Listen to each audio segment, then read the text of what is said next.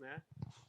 Nosso objetivo desse nosso painel é discutir também essa questão dos componentes, the balance of systems, dos periféricos, né?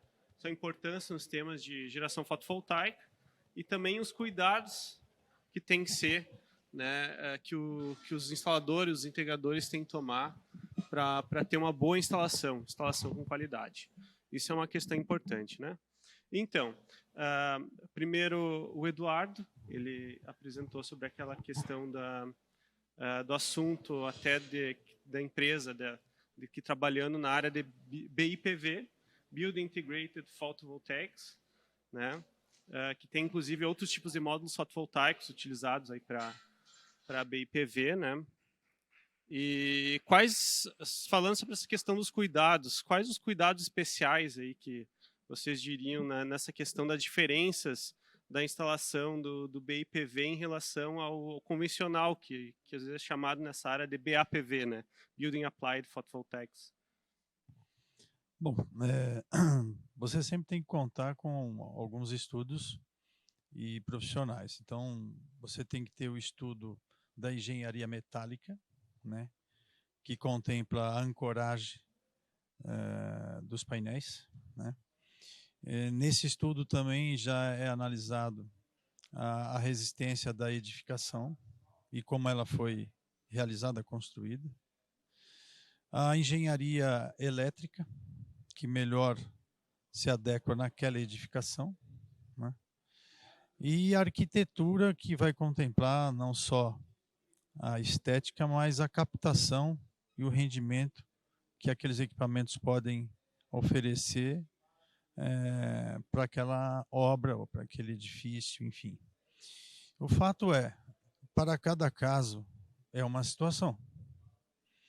Você tem que estar cercado de bons profissionais, trabalhar em cima das normas, que é a baliza que nós temos que ter, e os produtos a serem aplicados, porque às vezes você tem o produto certo com uma instalação equivocada e pode provocar problemas e prejuízos. Esse trabalho é um trabalho novo no nosso país, mas já acontece há um bom tempo na Europa e Estados Unidos. Então a gente acredita que toda essa atenção e cuidado vai fazer com que a gente se desenvolva também dentro desses parâmetros e cuidados. Então você, amigo integrador, que deseja trabalhar com BIPV, busque informação. A Garantia Solar é uma empresa de engenharia e arquitetura que foi composta por todos aqueles profissionais que eu já citei, renomados, que estão há muito tempo estudando e trabalhando com isso. Então, a chance de você se capacitar, se preparar para melhor atender o seu cliente, essas demandas, vai ser maior. Se não for essa empresa, busque alguma outra, mas se prepare. Esteja capacitado para realmente corresponder com aquilo que o cliente busca. Responsabilidade no trabalho vai fazer com que o brilho final ocorra, com certeza. É isso aí. Alguém gostaria de comentar alguma coisa a mais? A gente pode também tratar sobre a questão dos conectores, né? Que inclusive o BIPV provavelmente seriam usados os mesmos conectores utilizados em fotovoltaico convencional. E o Francisco colocou essa questão da conexão cruzada, né, como sendo um problema, inclusive um dos principais problemas aí de geradores de arco elétrico, de conectores de marcas diferentes, né, que pode dar problema de má conexão aí. O problema é que os módulos fotovoltaicos, às vezes o integrador não vai saber de qual marca que veio o módulo fotovoltaico. A string box pode vir de alguma marca diferente, o inversor pode vir com um conector de marca diferente. Então, como resolver esse problema, já que a gente tem um conjunto aí de cada equipamento, às vezes com uma marca diferente de conector? Isso é uma preocupação grande mesmo, né? E ela é real, né? O sonho seria que os nossos fabricantes do painel, do inversor, né, da string box, nas suas instruções, informasse ao seu cliente, né, qual é a marca que ele está utilizando, né, nos seus conectores, né.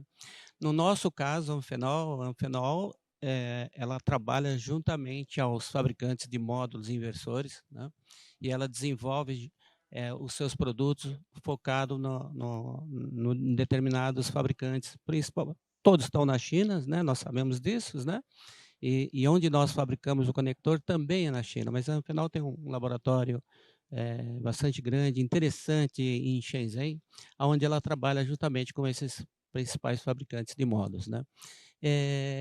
Mas quando chega no Brasil, aí é o grande problema, né. Se a gente pensar nos nossos fabricantes locais de string box, né, eu acho que nós devemos fazer um trabalho junto, trabalhamos junto à Clamper, isso é importante dizer, né. E assim também a gente pode estender também aos fabricantes nacionais de string box, né? E a gente trabalhar junto lá fora, levar essa ideia para esse fabricante de painel. Olha, quando sua encomenda for para o Brasil, né, oriente o seu cliente lá, o seu distribuidor, né? Porque entra via distribuidor. Tá? Os grandes importadores de painéis e módulos de inversores são os distribuidores no Brasil. Mas é esse distribuidor que vai atrás do conector no Brasil mais barato, infelizmente. Né? Então, ele não se importa. Né?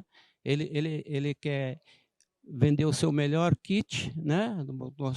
Ele coloca lá o melhor painel, o melhor inversor, né? O melhor string box, né? A melhor estrutura. Aí, quando chega no componente mais barato, que é cabo e conector, né? Ele fala, não, isso aqui eu vou buscar no fabricante nacional, que é mais barato. Né? E nós sofremos bastante com isso, de verdade, né? Porque nós não temos como uma multinacional, os nossos custos não são iguais a um fabricante pequeno de cabo. Né? Então, a gente tem, todos cozinham com a mesma água? Sim, com certeza. Né? O, a, a, o, o insumo, ele é commodity. Né? Então, aonde o cara vai colocar um cabo, principalmente, que o cara coloca menos filamentos, engrossa na capa, dá uma proteção maior só no PVC, né? Isso acontece bastante, né? Mas tratando, sim, de conector, o mundo ideal é que nós levamos essa dor brasileira para esse fabricante lá fora e pedir para que ele, dentro daquilo que ele for fornecer para o nosso mercado, ele indique para o seu usuário qual o conector que está lá no seu equipamento. Isso acontece na Europa. Né? Afinal, é muito forte na Europa e Estados Unidos, né, fornecendo conectores e cabos lá. Né? E a gente quer também prestar esse melhor serviço aqui também para o mercado brasileiro, como eu penso. Será que isso não seria um papel até dos distribuidores de trabalhar com essa questão de informação nos conectores compatíveis ou exatos, na verdade, né, do mesmo fabricante, que são daquele tal inversor, daquele tal módulo, né, para colocar dentro do kit já algo que os integradores, os instaladores vão utilizar? Será que não é um papel dos distribuidores fazer isso? Eu não tinha pensado nisso aqui, Lucas, no Brasil, mas de repente, sim, né? Eu acho que se nós levarmos, que somos da cadeia produtiva, né, para o mercado brasileiro, nós devemos sim levar essa mensagem. Agradeço aí pela sugestão. Eu acho que pode partir de nós, sim, para o nosso distribuidor, né? E buscar essa informação lá fora, trazer para ele, olha, quando você for receber o painel da Carnegie, você vai ver lá o conector da Amphenol, olha, você vai receber o inversor da Solis, você vai ter lá um conector da Amphenol. Você não pode ir no mercado e comprar uma marca barbante de conector, né? Porque isso acontece frequentemente, tá bom? Mas boa ideia, gostei sim. Certo, então, essa questão, de fato, é possível talvez solucionar, às vezes talvez por boa vontade dos distribuidores, né? Quem sabe seja uma possibilidade assim, né?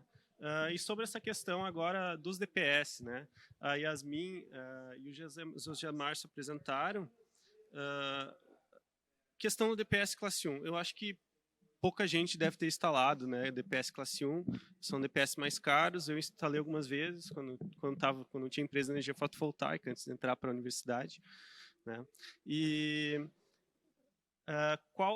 será que colocar DPS classe 1 ali na entrada de energia da concessionária é uma responsabilidade do instalador fotovoltaico, ou não é responsabilidade da concessionária garantir que atenda os limites aí? Como é que fica essa questão de responsabilidade, né?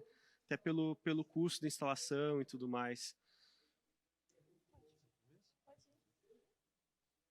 Eu fui cavalheiro. Eu falei para a Yasmin primeiro, ela falou para eu oferecer. Eu acho isso complicado mesmo, porque a concessionária, muitas já estão exigindo a instalação de DPS, mas não de acordo com a norma. Por exemplo, Santa Catarina é no mínimo 15 kA de corrente máxima. Você colocou 15 kA de corrente máxima, não importa se é local que deveria ser classe 1 ou 2, você atendeu a norma da concessionária. A EDP agora também está exigindo, acho que 20 kA. Então, realmente tem um problema nesse sentido. O que eu imagino? Como o instalador, né, o integrador está indo lá mexer, fazer a instalação, ele está atuando lá na residência, ou numa empresa, que seja. Se houver um problema, sempre é o último que mexeu, né? Então, eu acho muito seguro ele indicar e conhecer. Primeiro, ele tem que conhecer. Acho que ele tem conhecimento sobre como proteger, entender como funciona a DPS, e aí sim ele indicar. E muitas vezes eles não oferecem por medo de não saber oferecer corretamente, falta de capacitação, vamos dizer assim. Mas, a partir do momento que ele está capacitado, ele oferecer e dizer para o usuário final, olha, eu estou instalando um produto, nesse caso seria interessante ter um classe 1, a concessionária não exigiu, mas eu acho importante você colocar para seguir a segurança, toda aquela parte de blindagem que a gente falou, ou seja, tem risco de descargas diretas. Deixar o cliente escolher. Ele escolher. Uhum. Mas para isso tem que ter segurança. Uhum. É lógico que tem o que a Yasmin vai falar, eu vou abrir para você cortar. A possibilidade de descargas diretas é muito menor. Nós vimos ali que 400 e poucos anos, 90 anos. Né? Mas pode ser amanhã, né? Você pode dar sorte de ser amanhã esse dia. Então, assim, eu acho que é importante o conhecimento. Se a gente tem conhecimento, tem segurança para fazer uma venda bem feita e tem segurança para informar isso para o usuário final. E, de repente, pode ser mais um item para você ganhar. É mais um serviço que você vai estar prestando, que você pode estar cobrando por isso. Então, eu acho que é importante, primeiro de tudo, o conhecimento. A questão é de vender como um seguro adicional, é isso? Uhum. Uhum. É exatamente isso, porque deixar para as concessionárias, cada uma acaba trabalhando com um parâmetro, então você não tem essa segurança, vamos dizer assim. Mas eu sempre falo, e eu acho que a palavra que eu mais uso é se resguardar. Até a gente brinca, né? Tem 20 anos os cabos, estão cabo rígido ainda, você mexeu lá, nunca deu problema, mas depois da instalação fotovoltaica, o cara passa a ter problemas que não estão nem relacionados, muitas vezes. Então, assim, eu acho que é se resguardar. Eu não faço o projeto, olha, aqui eu constatei que você vai precisar ter esse classe 1 na sua instalação, no seu quadro primário, eu faço esse projeto, seria melhor ainda, porque como o Márcio falou, é um plus mesmo, né? É mais uma coisa que você tem para oferecer, mas é de fato se resguardar para que você tenha a responsabilidade e o comprometimento de até dar para o cliente final, que de fato talvez seja leigo nesse sentido, de que há um detalhe que pode ser prejudicial ao sistema solar. Você tem parte no sistema solar, você tem responsabilidade ali. Então, se há algo, qualquer coisa, seja no cabeamento da casa, seja na falta do quadro do DPS, ou qualquer outra coisa, é importante que, como instalador, você dê essa segurança, você dê essa visão para o cliente final, mesmo que você não faça. Então, eu acho que é imprescindível, eu acho que é responsabilidade mesmo, né? Você fica livre daquele problema ali e se resguarda, vamos dizer assim. Legal, vamos abrir agora para as perguntas do público. Vocês, quem quiser fazer uma pergunta para os nossos palestrantes.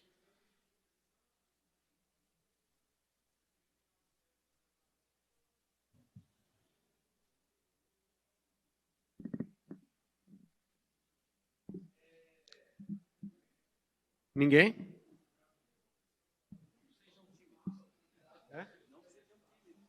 Pois Um de cada vez, hein, gente? Pode, certo. Tudo bem? Então, o pessoal falou muito em proteções aí, DPS e tal. E no caso das proteções dos microinversores, que o pessoal fala, a gente coloca sim o DPS no pós, no CA, porém o CC fica lá em cima, a corrente contínua fica lá em cima. O inversor tem a sua proteção, mas no caso, vocês falam para não tratar o surto diretamente no equipamento, né? E nesse caso, não se pensou ainda nos fabricantes de uma proteção a mais, no caso dos micros? Posso ir? A gente entende, Márcio vai até completar, que a principal proteção que a instalação precisa ter, falando de micro, é na CA. Por quê? Porque eu trato cada inversor, cada microinversor de forma individual. Então, eu não tenho um sistema, né? Olha se eu fui clara, tá? E você me corrige. Eu não tenho um sistema que vai ser tratado um surto para o sistema inteiro. Eu trato um módulo, outro módulo. Então, eu não tenho a obrigatoriedade de usar a String Box CC. Mas a gente entende que proteção nunca é demais. Né? A CA a gente nem discute, como você falou. Né? A gente nem discute, mas a gente entende que proteção nunca é demais. Se cabe dentro do seu projeto a proteção CC, de forma individual, por exemplo, né, que vai ser nesse caso, e por isso talvez até a forma como vai ser o sistema que tem que ser analisada, como vão ficar esses DPS, e até por isso que não se fala muito disso, vai depender muito do que é o seu projeto. Então, assim, não estamos descartando. Proteção, de fato, nunca é demais, mas há algumas análises em relação ao projeto para que fique viável, para que você não gaste rios, por exemplo, com o DPS, para que realmente seja uma instalação que, de fato, ele atue de forma devida. Então, tem que ter toda uma análise mesmo. A gente já tem pensado, de fato, algumas coisas para o micro. Eu tenho até um DPS de 150 volts, que, em geral, a gente trabalha com eles, é CC também, e trabalha com eles, mas depende, de fato, de cada projeto. Ele não é... Eu não tenho um sistema único para eu juntar tudo, né, vamos dizer assim, e considerar aquela proteção do sistema, por trabalharem de formas individuais mesmo. Márcio, pode falar? Eu acho que é bem isso. No microinversor você não tem um ponto onde concentra, né, para poder proteger, então fica muito pulverizado. Financeiramente fica meio complicado. É exatamente isso. Né? Acho que é bem isso. Talvez vai ter dentro do microinversor um varistor somente. Ah, tem. Do Tem. lado CC, né? Um varistor pequeno, né? Porque, de qualquer forma, a área de loop de corrente, né, do módulo fotovoltaico vai ser quase zero, né? Vai ser os cabos juntos, isso reduz também a questão de indução eletromagnética, né? Exatamente. Perfeitamente. Incomodar o Francisco, que está um pouco quieto lá. Manda. Francisco, com relação aos conectores, que você sempre coloca muito bem, né, que a qualidade do conector é extremamente importante para a segurança do sistema, até antes dos DPS. O material, uma coisa importante para o integrador começar a observar, que mesmo que você não tenha aquela marca que você precisaria ter, observar qual o material, de que material é feito esse conector, é uma coisa importante? Sim, muito importante, né? Então, vamos pensar assim, né? Os conectores dos principais fabricantes, existem 3 marcas globais, né? E esses 3 fabricantes globais, a Amphenol é um deles, né? Todos eles têm gravado no seu conector o nome, né? O Amphenol é por inteiro, né? Os outros também têm suas marcas que o identificam, né? Todos eles imagina, nylon V0 contra nylon V2, tá? Vamos falar de nylon, né? Vamos falar de nylon. Então, nylon, o EV0 ou EV2, né? Então, o EV0 não pega fogo? Mais difícil. V2, com certeza, causa incêndio, né?